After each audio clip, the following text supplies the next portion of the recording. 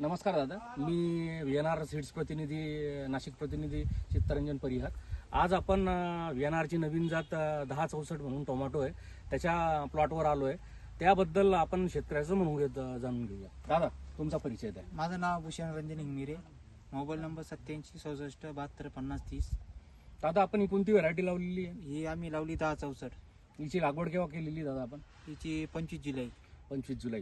25 जुलैपासून आतापर्यंत किती तोडे झालेले आहेत दादा या व्हरायटीचे?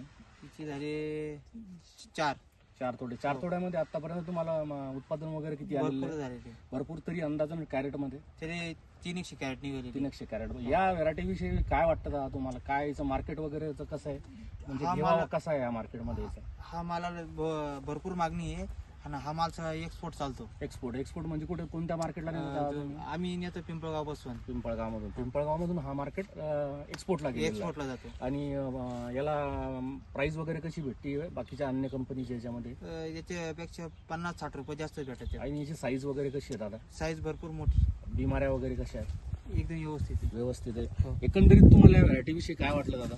ही व्हरायटी आम्ही आज यावर्षी पहिल्यांदा लावलेली. हा त्याचा चांगला अनुभव आलेला आहे आम्हाला. हा माल बी भरपूर निघतो, माल बी एक्सपोर्ट जोगा असतो आणि माल फुगायला बी एकसारखी क्वालिटी असते. एकसारखी फुगायला क्वालिटी आहे. हो. तर तुम्ही आता बाकीच्या शेतकरी मित्रांना काय या व्हरायटी बद्दल हे देणार?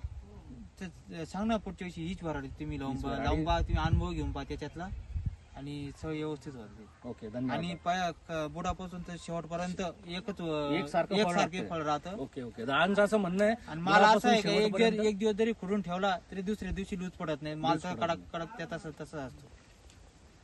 धन्यवाद दादा. थँक्यू.